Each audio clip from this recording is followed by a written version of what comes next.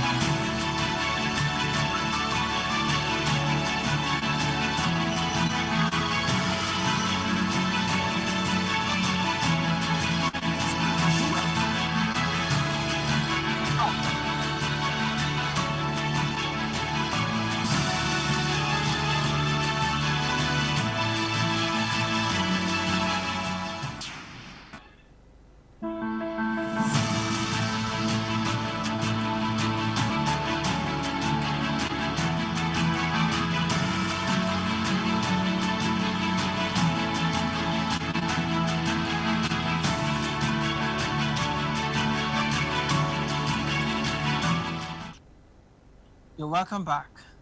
Somalia's president has nominated Hamza Abdi Barre, a former chairman of the Jubaland State Election Commission, as prime minister. I asked the parliament to approve him as soon as possible. I asked the prime minister to fulfill the work before him. Mahmoud won the presidency for the second time in May, having previously served from 2012 to 2017 after a long delay election that took place against the backdrop of the worst drought in 40 years and a bloody armed rebellion. Mahmoud unveiled his choice for prime minister just 6 days after he was inaugurated at a ceremony in Mogadishu, attended by several regional heads of state. I assured you I will work today. Barre's nomination comes after a bitter rift between former President Mahmoud Abdullahi Mohammed, who attempted to extend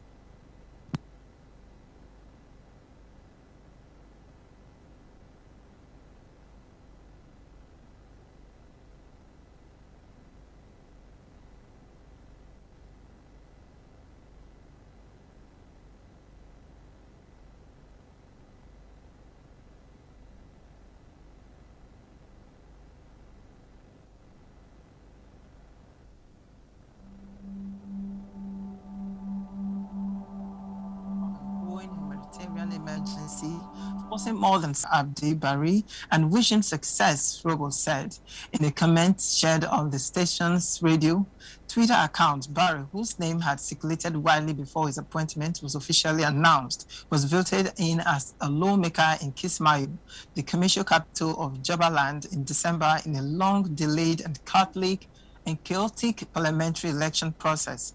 He served in a number of public and political roles, and from 2011 to 2017 was Secretary General of the Peace and Development Party, PDP, the predecessor of the Union for Peace and Development, now led by Mohammed.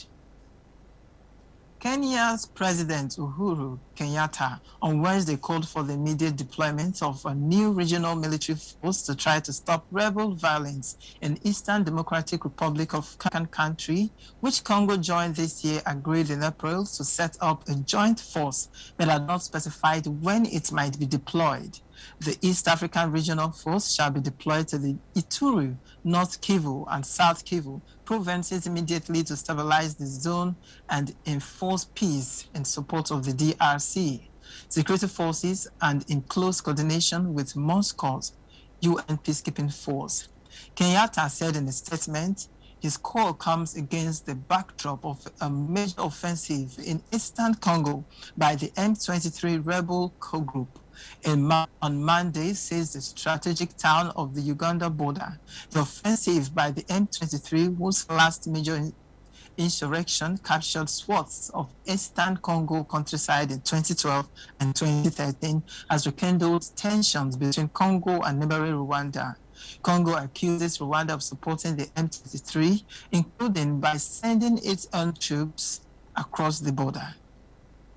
Rwanda denies this. The precise composition of the EAC force, including whether it would include Rwanda soldiers, has that sucked in more than half a dozen regional countries, cost millions of lives, and spawned militias that remain active to this day. Kenya said preparations for the deployment should be finalized at a meeting of the regional commanders in Nairobi on Sunday. It was not clear from Kenyatta's statement whether Congo had approved the deployment. Congolese authorities could not be immediately reached for comment. Uganda deployed troops to eastern Congo last year to conduct joint operations with Congolese soldiers against the Uganda Islamist militia active in North Kivu and Ituri provinces. Uganda veteran opposition figure and long-time opponent of aging leader Yoweri Museveni was remanded to prison on Wednesday after he was charged with offenses for leading protests against soaring consumer prices. Kizza Besigye, 66, was detained on Tuesday as he led a protest against in downtown Kampala, the capital, only days after he was freed from jail, where he had spent nearly 2 weeks on similar charges. On Tuesday, he was charged with incitement to violence for his alleged role in galvanizing protests against high prices, which authorities say were held without permission. Chaos erupted in court when his supporters shouted, "Shame on you," at the magistrates who declined pleas from Besigye's lawyers to release the clients on bail. Besigye has been calling for tax cuts of offset inflation, but Museveni has refused relief, blaming high prices for items such as cooking oil, fuel, and wheat on the war in Ukraine and the COVID-19 pandemic. Besigye has been detained dozens of times last 4 elections to Museveni, 77, although he alleges intimidation and vote rigging. Multilateral and bilateral lenders on Wednesday made a series of pledges to support Ivory Coast's 2021 to 2025 development plan, totaling $26.1 billion, Prime Minister Patrick Aki said. The West African Development Bank pledged 1 billion euros, the African Development Bank $4.3 billion, the World Bank $8.7 billion, $7 billion, and the Islamic Development Bank $2 billion. The European Union pledged 6 billion euros and France pledged more than 4 billion euros. Leaders of Ivory Coast, one of West Africa's largest economies and the world's top cocoa producer, held a consultative meeting with investors and development partners in the administrative capital, Abidjan, on Wednesday to raise funds for the 5-year program. The success we've seen is beyond what we expected. We had expected $15 billion in pledges. We have received $26.1 billion in total.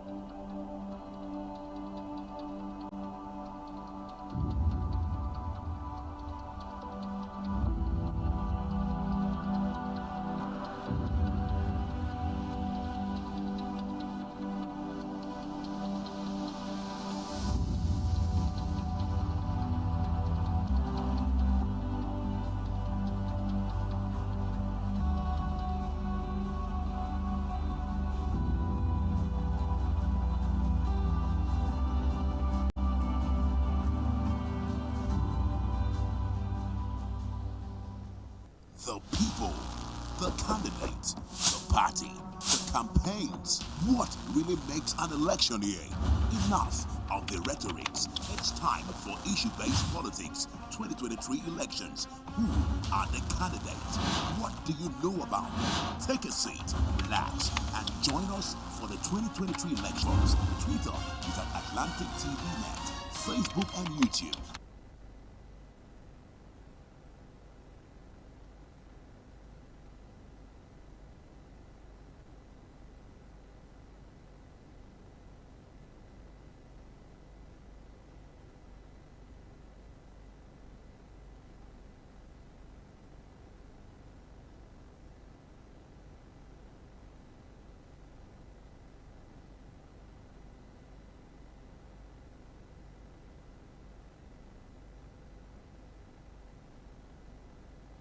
Is at Atlantic Television Network. Instagram is at Atlantic TV Network.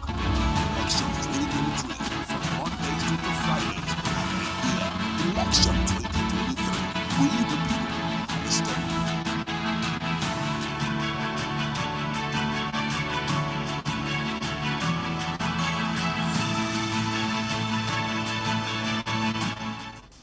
It feels so good to know I still have you on the International Tidbits. I am Christopher, and this is your favorite channel, Atlantic Television Network. Back to the news.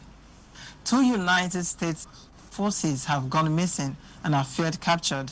Family members and U.S. Congress members have said the men Alexander Drake, 39, and Andy Honen, 27, who had been living in Alabama before traveling to Ukraine following the February 24 invasion by Russia, were last heard from in the Kharkiv region, which borders Russia.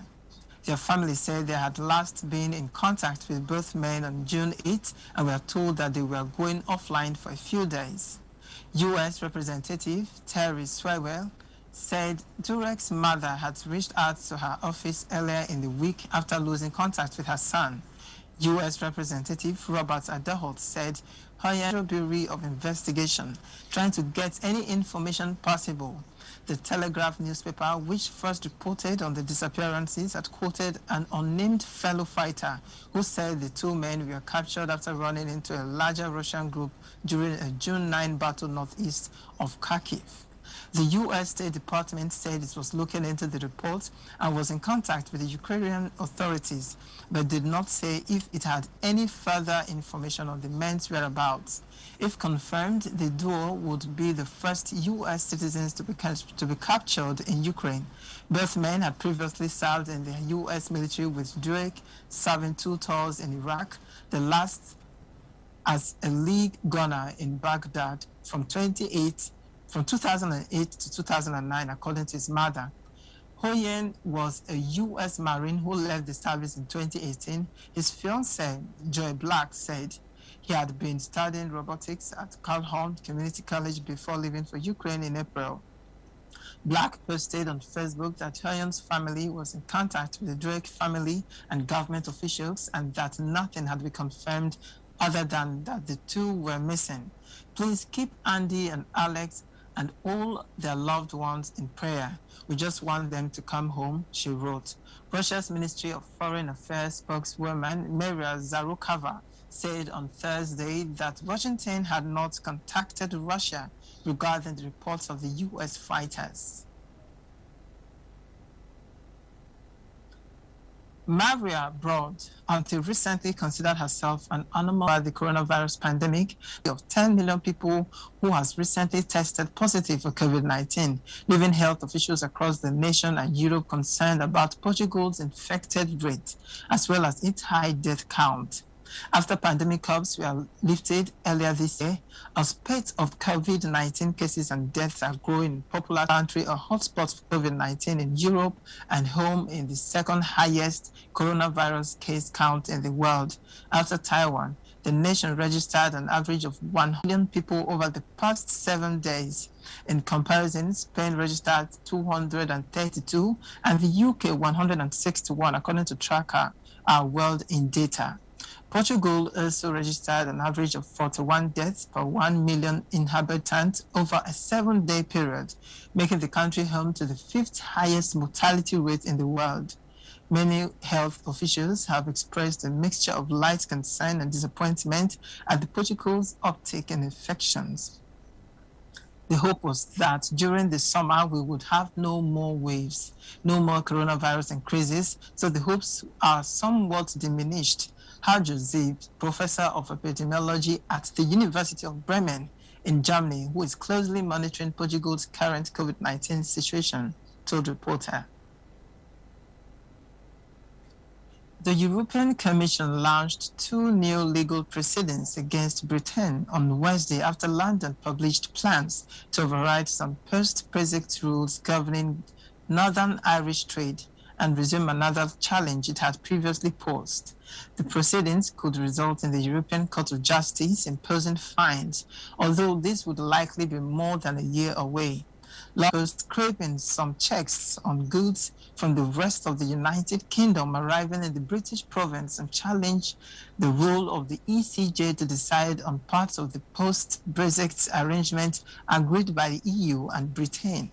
Commission Vice President Maroš Šefčovič, who oversees EU relations with former EU member Britain, said there was no justification for unilaterally changing an intentional agreement. Let's call a spade a spade. This is illegal, he told news conference, adding it cast a shadow on nations and relations at a time when international cooperation was even more important, a reference to the alliance against Russia's invasion of Ukraine. Spokesperson for British Prime Minister Boris Johnson said London was disappointed at the EU's legal moves. The EU's proposed approach, which doesn't differ from what they had said previously, would increase burdens on businesses and citizens and take us back to ease trade problems with Northern Ireland. The 3 legal proceedings do not relate to Britain's new plans, but to the EU belief that Britain has failed to implement the protocol that governs Northern Irish trading. The 2 new suits charge Britain with failing to ensure adequate staff and a year ago to improve the atmosphere around talks relates to the movement of agri-food products.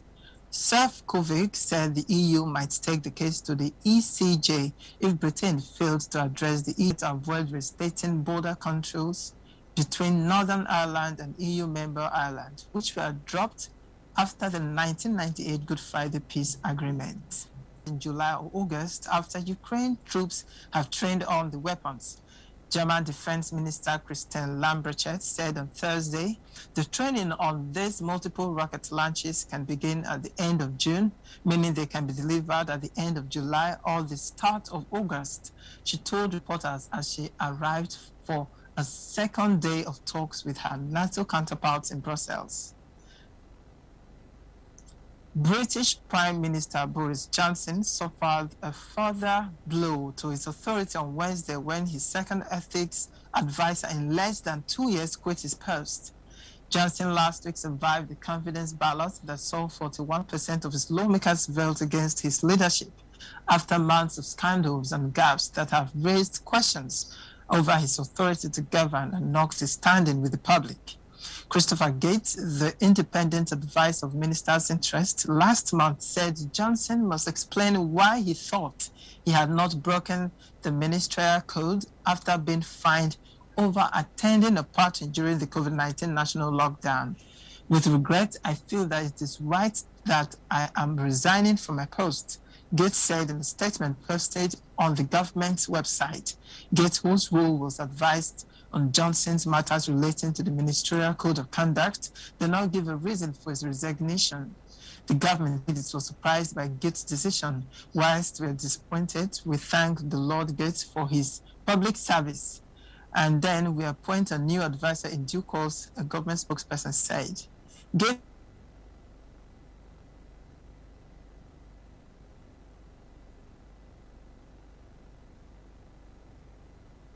2020 in protest at Johnson's support for minister was found to have broken the advisors to resign in despair. If even they can't defend his conduct in office, how can anyone believe he's fit to govern? Opposition party, That's the Labour Party Deputy Leader, Angela Rayner, said. And we shall go for a short break. We'll be back in a minute. Stay with us.